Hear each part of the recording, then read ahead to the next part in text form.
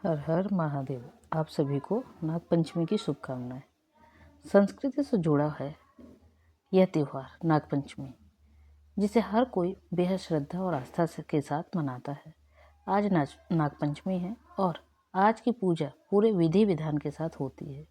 इस पूजा को बिना नाग पंचमी का पाठ किए संपन्न नहीं माना जा सकता। इसलिए सुनिए नाग पंचमी की कथा। प्राचीन काल में एक सेठ जी थे जिनके 7 पुत्र थे और 7 के विवाह हो चुके थे। सबसे छोटे पुत्र की पत्नी श्रेष्ठ चरित्र की और सुशील थी, परंतु उसके भाई नहीं था। एक दिन उस घर की बड़ी बहू ने घर लीपने के लिए पीली मिट्टी लाने के लिए सभी बहुओं को साथ चलने को कहा, तो सभी एक साथ डलिया और खुरपी लेकर मिट्टी खोदने के लिए निकल पड़ी। जब बहुएं मिट्टी खोद रही थी तभी वहां एक सर्प निकला, जिसे बड़ी बहू खुरपी से मारने लगी। यह देखकर छोटी बहू ने उसे रोका और कहा, इसे मत मारो, यह बेचारा निरपराध है। यह सुनकर बड़ी बहू ने उसे नहीं मारा। तब वो सांप एक और जा बैठा।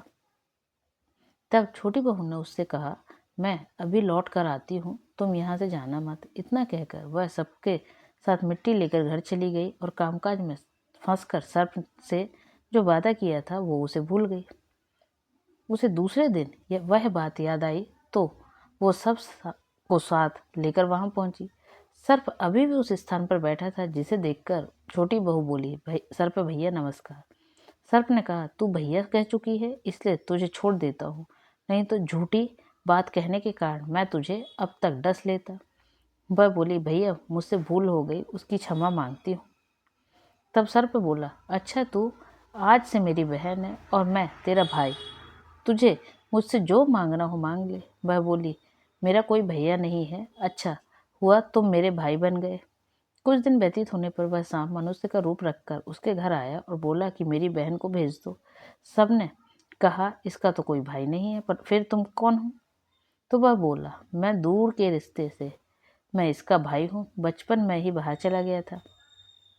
उसके विश्वास दिलाने पर परिवार के लोगों ने छोटी को उसके साथ भेज दिया। उसने मार्ग में बताया कि मैं वही सर्प हूँ, इसलिए तू डरना मत और जहाँ चलने में कठिनाई हो वहाँ मेरी पूंछ पकड़ लेना।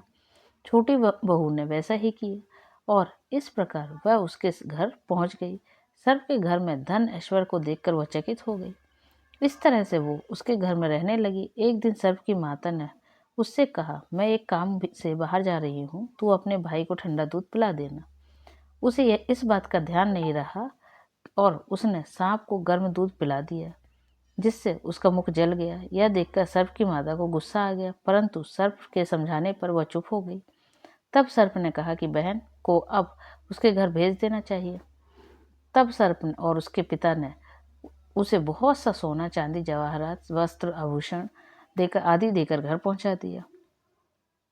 इतना ढेर सारा धन देखकर बड़ी बहू उससे जलने लगी और कहने लगी कि तेरा भाई तो बड़ा धनवान है, तुझे तो उससे और भी धन लाना चाहिए। सर्प ने जब ये वचन सुना तो उसने सब वस्तुएं सोने की लाकर दे दी। यह देखकर बड़ी बहू ने कहा, इन वस्तुओं को झाड़ने की झाड़ू भी सोने की होनी चाहिए। तब सर्प ने झाड़ू भी सोने की लाकर दे दी। सर्प ने छोटी बहू को हीरा मणियों का एक अद्भुत हार दिया, जिसकी प्रशंसा उस राज्य की रानी ने भी सुनी और वो राजा से बोली कि सेठ की छोटी बहू का हार मुझे चाहिए। राजा ने मंत्री को हुक्म दिया कि उसे वह तुरंत हार ले आओ। मंत्री ने सेठ जी से जाकर कहा कि महारानी को छोटी बहू का हार चाहिए, वह हमें दे दो। सेठ जी ने डर के कारण छोटी बहू से हार लेकर उन्हें दे दिया। छोटी बहू को यह बात बहुत बुरी लगी। उसने अपने भाई को याद किया और उससे प्रार्थना की, भैया रानी ने हार छीन लिया है, तुम कुछ ऐसा करो कि जैसे ही रानी वो हार पहने वह सर्प बन जाए और जब वह उसे लौटा दे तो वह हार हीरो और मणियों का हो जाए। सर्प ने ठीक वैसा ही किया। जैसे ही रानी ने हार पहना वैसे ही वह सर्प में बदल गया। यह देखकर रानी चीख पड़ी और डर गई। यह देखकर राजा ने सेठ के पास खबर भेजी कि छोटी बहू को तुरंत भेजो। सेठ जी स्वयं बहू को लेकर राजा के दरबार में उपस्थित हुए। राजा ने छोटी बहू से पूछा, तूने क्या जादू किया है? मैं तुझे दंड दूंगा। छोटी बहू बोली, राजन धृष्टता क्षमा कीजिए, ये हार ही ऐसा है कि मेरे गले में हीरो और मणियों का रहता है और अगर इसे कोई और पहनता है तो उसे गले में सर्प बन जाता है। यह सुनकर राजा ने वह सर्प बना हार उसे देकर कहा, अभी पहन कर दिखाओ। छोटी बहू ने जैसे ही उसे पहना वैसे ही हीरे मणियों का बन गया। यह देखकर राजा ने प्रसन्न होकर उसे बहुत सी मुद्राएं भी पुरस्कार दिया। छोटी वह अपने हार और इन सहित और बाकी सामान सहित घर लौट आई। उसके धन को देखकर बड़ी बहू ने ईर्ष्या के कारण उसके पति को सिखाया कि छोटी बहू के पास कहीं से धन आया है। यह सुनकर उसके पति ने अपनी पत्नी को बुलाया और कहा कि ठीक ठीक बता दे, ये धन कहाँ से आया है। वह स्त्री फिर से आई, अपने सर्प भाई को याद करने लगी। तब उसी समय सर्प ने प्रकट होकर कहा, यदि मेरी धर्म बहन के आचरण पर किसी ने संदेह प्रकट किया तो मैं उसे खा लूंगा। यह सुनकर छोटी बहू का पति बहुत प्रसन्न हुआ और उसने सर्व देवता का सत्कार किया। कहते हैं उसी दिन से नागपंचमी का त्योहार मनाया जाता है और स्त्रियां सांप को भाई मानकर उसकी पूजा करने लगी। अब आप सुनिए एक और पौराणिक कथा। नागपंचमी की पौराणिक कथा के अनुसार पांडवों के अर्जुन के पौत्र और राजा परीक्षित के पुत्र जन्मेजय के नागों के से बदला लेने और उनके वंश के विनाश के लिए एक यज्ञ किया। वह नागों से अपने पिता राजा परीक्षित की मृत्यु तक्षक नामक सांप के काटने की वजह होने का बदला लेना चाहता था। उसके इस यज्ञ को ऋषि जरत्कारु के पुत्र आस्तिक मुनि ने रोका था और नागों की रक्षा की थी। यह तिथि सावन की पंचमी मानी जाती है। सांपों को शीतलता देने के लिए उन्होंने उनके शरीर पर दूध की धार डाली थी। तब नागों ने आस्तिक मुनि से कहा कि पंचमी को जो भी उनकी पूजा करेगा उसे कभी भी नागदंश का भय नहीं रहेगा। तभी से श्रावण मास की शुक्ल पक्ष की पंचमी तिथि को नागपंचमी मनाई जाती है।